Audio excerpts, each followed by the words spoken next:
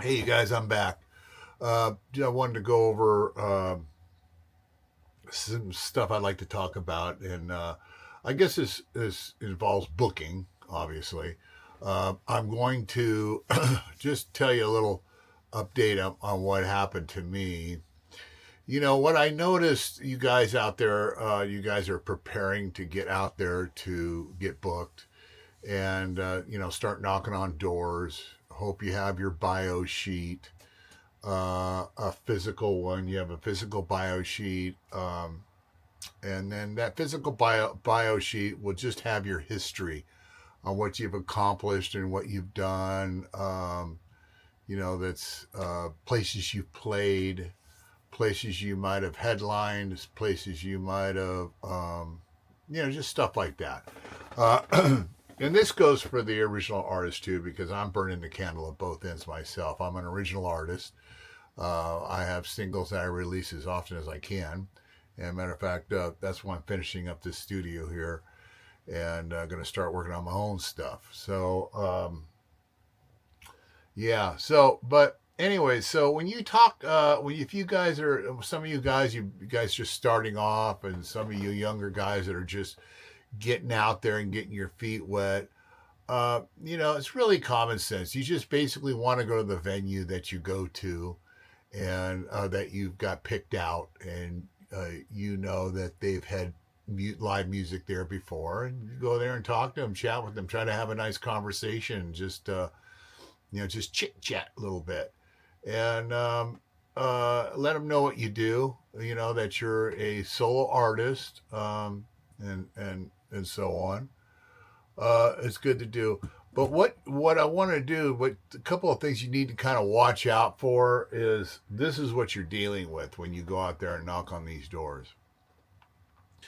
These people, like managers, or like the floor manager of a restaurant that maybe is in charge of booking, or the owner himself in charge of booking, or the bar manager might be in charge of booking, or they might just have a whole separate person in the office, in the corporate office, or in their office there on the premises that are, they're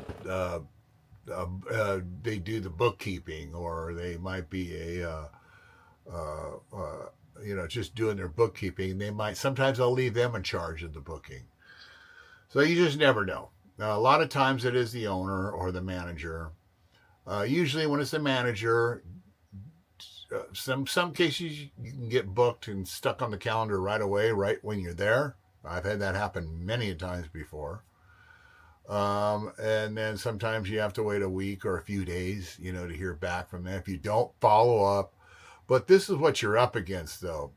Times have changed. It's not like it was, let's say 40 years ago, or back in the 70s, the 80s. Um, you get these guys that do the booking, have they seem to have some kind of little ego, because they're in charge of the booking and their entertainment. And it doesn't matter how small or big the venue is, but you'll notice that some of these guys have a little bit of an ego. So if that's the case, just you just deal with their ego the best you can. Just sometimes, like, they'll book you, or and sometimes they'll ask you stupid questions like, "Well, do you have a following?" Um, the kind of venues that we're doing, like bars, restaurants, and stuff like that, it's kind of stupid if they do ask you if you have a following. Now, if you're in an independent club that really doesn't have any food, it's just a bar, it's a club, for live music. A lot of those venues like that, like for instance, the Whiskey, the Roxy, in L.A. and Hollywood. A lot of them, whoever is in charge of the booking, that's the first thing they're going to ask you if you've got a following. Actually, some of those places whether you have a following or not, what they do is they do a pre-sale thing where they give you these tickets. They give you like 100 tickets or whatever it is, and um, you. I don't think you buy the tickets. It's been so long since I did. We did one pre-sale show, and after that, we had sold out that show, and so we had a production company pick us up, and we never had to do it again. But I think what it is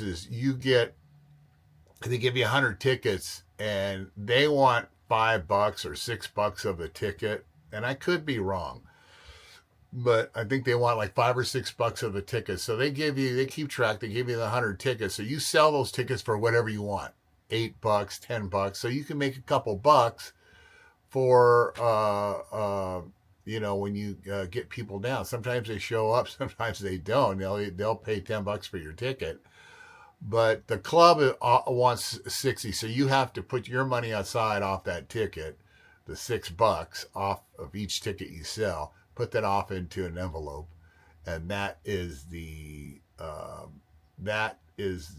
club's money. You got to give that to them. Anything after $6, where you sell for 8 or 12 or 15, $20 a ticket, that's all yours. That goes in your pocket. But we're talking about soothing souls here. Well, there's all soothing souls and making people smile. But, people go out to eat, and we're a luxury having live entertainment. The restaurant that has live entertainment is a luxury. So they don't have to do it, but, you get booked and you get out there, you do your thing, and just leave a mark. Just do the best you can. But you're going to notice when you deal with some of these people, like I called, this is a prime example. I called this girl. She seems like a nice girl. I don't know her very well. I met her a few times when I did the Elks Lodge in Brookings, Oregon. And Brookings, Oregon is right on the southern western tip of Oregon. It's right on the water, or right at the beach. It's a little harbor town. And anyways, they have an Elks Lodge there, and their Elks Lodge is still alive. Seems to be doing well. I guess there's some Elks Lodges that aren't doing that great. But anyway, so, she called up, and I did that. I think I told you on my last thing that I had double booked. I had to call her back the next day, or maybe it was the next day. I had to let her know that she had me booked for the 15th of last month. I think it was, or was it this month? Anyways, yeah. And so I had to cancel out.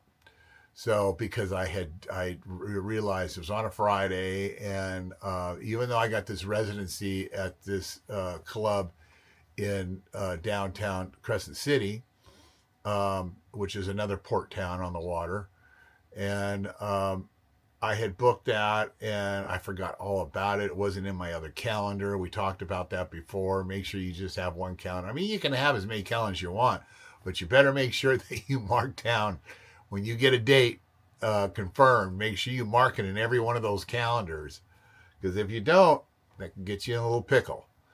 So anyway, I called her back, and I said, and then I had already booked the 15th and the 27th of this month. So anyways, I was going to give her a shout this week and let her know, is the 27th still on? Because I don't know if she got her feelings hurt, and because I bailed out of it, the next day, whatever, bailed out of the booking, and so I didn't hear from her, and so I didn't hear back, and I wasn't about to reach out to her. You can, but I've just been doing this for a long time, and I don't really give a shit. It's like, matter of fact, I got this other gig, and I nailed them they wanted me for a couple hours, but it's at a Mexican restaurant up in Gold Beach, Oregon. And she got back to me. I don't want to get sidetracked here, but I'm going to just finish this little thing. She got back to me, and she says, Well, we can't afford that budget because I'm hitting them high now because I do want to work less. I don't want to work as much. I do want to keep working. If I can play a couple, 4 times a month, I'm good. I don't need any more than that. Luckily I got my Social Security coming in, and that helps. And Kim's working part time, so we don't need to be rich. We just need to get by comfortably. That's all. So, um, but this gig I have here is an extra. Well, with tips and everything, it's probably an extra 1,200 a month on top of my Social Security. Kim probably makes about the same, $1,200-$1,500 a month, maybe somewhere in there like that or whatever. She's working actually 3 days a week now. She was two, now they want her three days a week at the same club I have uh, a a regular gig in. So, anyways, but I called her, and then so I got back to her, and some of these people, they seem to have a little bit of a ego, and they kind of fuck with you. They like won't call you or give you an answer back or whatever. It's like, fuck. No, I don't need your shit. I don't need your game playing. Either answer my question, or go play on the freeway. I don't care what you do. Just it's like I just don't have patience for some of these people. And so, I mean, so it's the Elks Lodge, and I don't mind. I don't know what the Elks Lodge is lately. The Elks Lodge was actually my very first vlog I did on this channel is at that Elks Lodge. And there's people there. There's some professional alcoholics there, professional drinkers, and they get fucked up and they dance and they fall over all themselves and drool on themselves and piss and shit on themselves. And I like that. I think it's cool, as long as it's not me that has the hangover in the morning. Don't get me wrong, I drink. I have my share, but not not I'm not an every nighter or every I drink. I have like I don't know shit. I have like a couple hits of tequila and one beer on the night that I play, and I usually have it towards the end of my show. So after like last half hour of the show, I'll take a little hit of tequila and then order a beer. And they treat me so good at this club that I have a regular gig at. But this girl,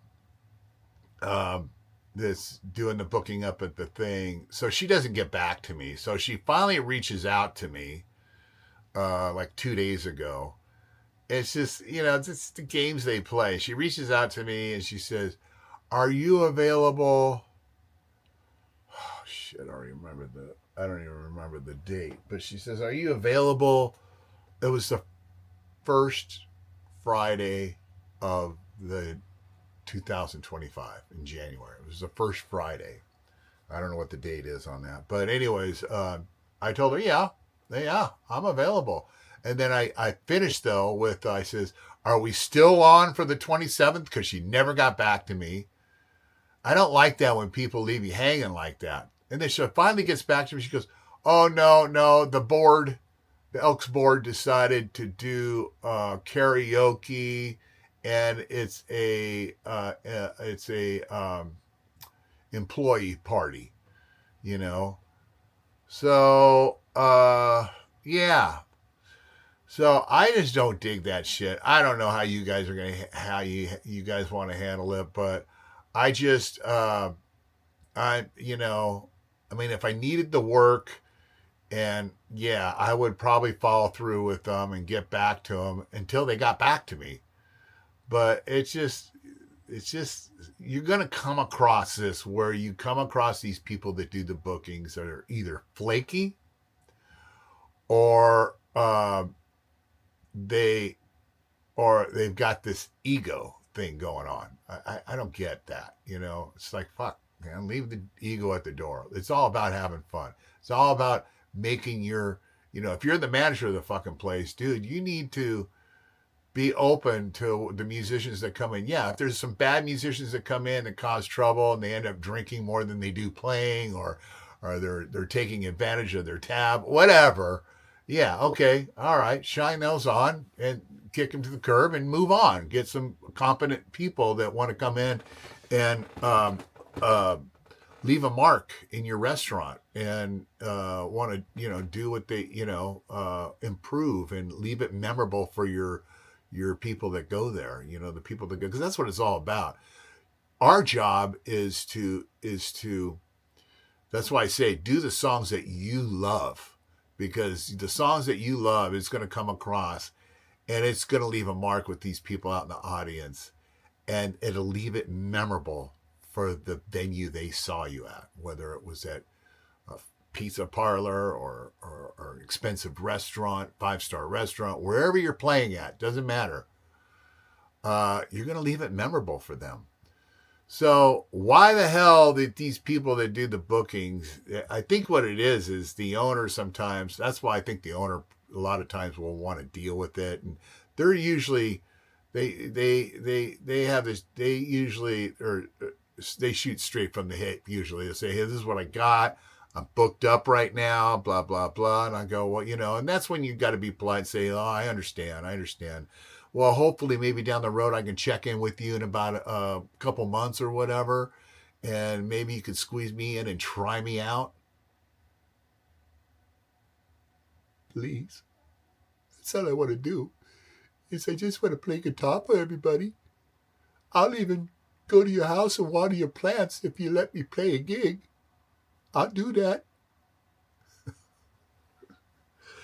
But you know what I mean? You got to be cool with them and do that. And so, yeah, but just be prepared that when you guys start to talk to some of these nimrods out there that do the booking, have patience with them, but at the same time, don't let them jerk you off unless they're going to give you a happy ending. Okay, so that's all I got to say for right now. You guys all rock. I love you. Make sure that you guys. This is an important time of the year is to be with your family and your friends, and make sure you show them a lot of love and enjoy your family. I know sometimes most of us, including me, come from dysfunctional families, but damn it, that's just how it goes, and you just got to deal with it and have fun and maybe drink a little more, and you'll be okay. All right? All right. Ciao for now, guys. Talk to you next week.